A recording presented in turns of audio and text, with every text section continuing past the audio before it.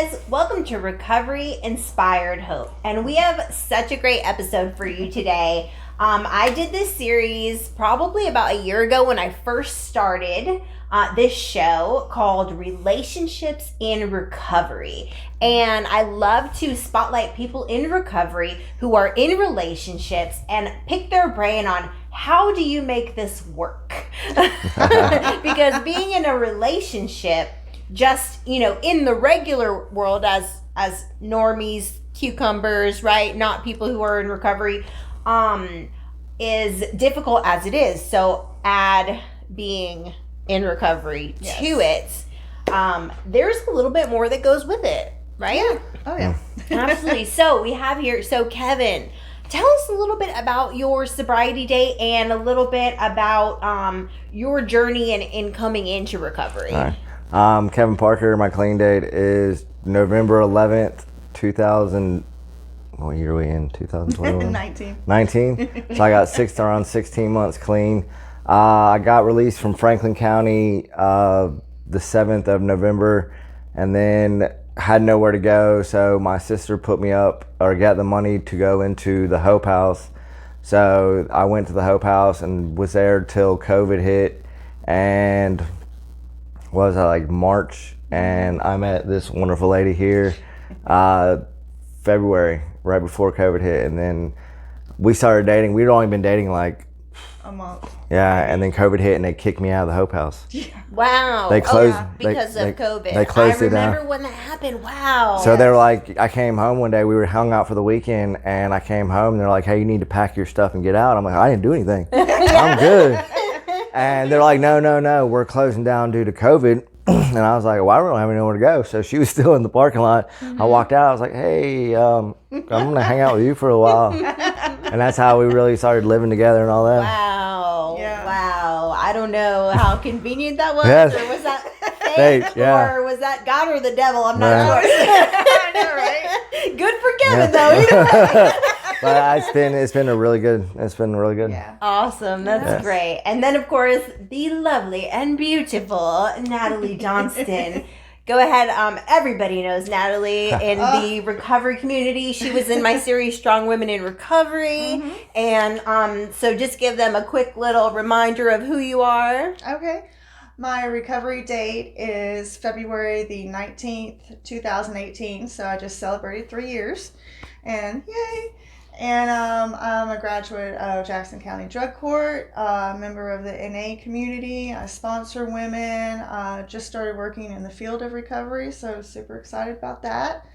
Just got a new job. Just got a new job. Yes, Yeah. Congratulations. Just started last week, so yeah. Great. Yeah. Great. Exciting times. Mm-hmm. Yeah. So technically then you guys have been together since February. So a year. A year and some change. We just celebrated our year anniversary, the 28th, 29th. Put him on the spotlight. Yeah. Don't mess up in front of the camera, Kevin. No, it's the 20th because it's the day after she celebrates. Okay. There we go. Awesome. There you go. Awesome. It's easy to remember. Yes. Celebrate That's all- husband material right there, Natalie. I know, right? Awesome. Well, that's super cool. So let's talk a little bit about relationships, being in recovery. Mm-hmm. Now, I feel like relationships are the biggest trigger when it comes to people in recovery. And one of the most dangerous and beautiful things that can come out of it. Yes. Mm-hmm. Yes. I'm glad you put beautiful in there because when I was new in recovery and she had some time, she helped me through it. Because I just followed her footsteps because like she went to a lot of meetings and had a sponsor, and I just kind of followed her because I was new in recovery. So it can be, like you said, it can be beautiful if like one person has some time and kind of like molds the other person. But if they're both new in recovery, then I can see the stress on that. Right. Yeah. Yes. So tell me a little bit about how you guys manage like working your programs.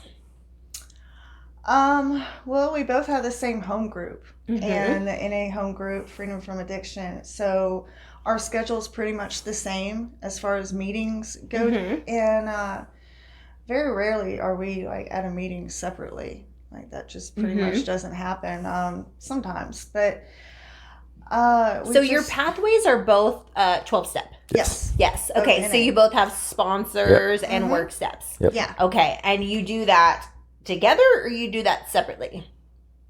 Was it The step work. Oh, we do it And the separately. sponsorship. Separately. So you do that part separately. Yeah. So you go to Yes. meetings together, but you actually do your step work. Yes. Like Right. you're in different places Yeah. in your step work. Well, actually, Actually, we're both on step 8. actually, we're both Really? on step Yeah. 8 right now. Yeah. Wow. He motivates me to keep up with him and vice versa. Wow. Yeah. So this is like kind of like a healthy motivation Yes. kind of thing. It's like gym partners almost. Yeah. It makes me think of. Well, because I'll see her doing her step work, and then I'll be, I need to do my step work. Right. And then, if we have a question, like I'll ask my sponsor, hey, this is what he said that the question meant, and she'll be like, well, my sponsor said this. And so, See, that's great because it just proves that you guys, number one, are both on the same path. Because, it says in Scripture, how can two walk together if they do not agree? yes. Right? Yes. So Yes. you guys are both very passionate about your recovery. What are some other things that you share together in your relationship that creates the healthy foundation that you have? We go to church together every Sunday. We do a Bible study with my mom and aunt from Florida, reading the book called The New You. The New You. How Okay. it's spiritually, mentally, physically, and emotionally, how to make the better you. Awesome. Yes, So yes. you're working on yourself recovery wise, working a program, a 12-step program working in recovery. And then also you're working on yourself spiritually. Yes. Yes, definitely. When I first came into recovery, I was spiritually broken. I was bankrupt, lost my connection to God completely. And it's because of this one right here that I started going back to church. Wow. Yeah. So Kevin kind of played the spiritual leader kind Yeah. of part in it. That's Yeah. awesome. That's beautiful. So tell me, can I ask you about your prayer life? Yeah. What does that look like? Every morning when I get out of bed, I say a quick prayer. Ask for His will, not mine, because I'm going to mess it all up. And to complete the day in a good fashion. We pray at every meal, and then every Yes. night before we go to bed, we read. Right now we're on Psalm, so we read a Psalm a night. Awesome. Yeah, we do Awesome. that together. So you really keep recovery and God in the center Yes. of Yes. your relationship. Well, and that is they say, what's it, recovery, God, recovery, self? So that's how we try to do it. great. I Yeah. love that model. Yes. Yes. Well, that is so awesome. Okay. So now I want to know, what do you do if, you guys get in an argument? How do you handle, when you guys fight? Oddly enough, we don't fight. We really don't. He is so laid back, and I wish I could be like that. He's just like, okay, babe, that's fine. Don't worry about it. It'll work out. God's got us. He's the calm one, and I'm a bit more high strung. So, but we don't argue. And if we do disagree, you bring the facts out, and then we come to a compromise. Yeah, we're both adults, and Yeah. Try to act like one. try. Try. Cool. So then, an example, say, if you did have a disagreement, you would kind of go to your own corners, collect yourself, think about it, and then come back Yes. together. Yes. Because arguing with somebody gets you nowhere. Right. Yeah. Absolutely. Absolutely. Awesome. Well, that sounds really healthy, because I know a lot of couples, they don't know how to take it down. You know what I mean? Right. Maybe you have a bad temper. For me, I have a little bit of a bad temper. People don't believe that. They're like, you get mad? Really? I can't see that. Yes, that's what everybody says. You get mad? Oh yes, I have a little bit of a temper. You know what I mean? And I have to be able to kind of take it down and pray and be quiet. Right. I feel I heard, because I'm getting married in October, so I'm trying to learn as much as I can. And I heard some things about marriage, and people said number one, you learn to be a little bit deaf. Yeah.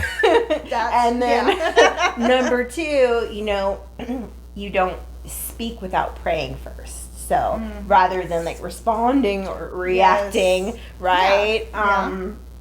Because sometimes I just want to stomp my feet and show my behind, you know what I mean?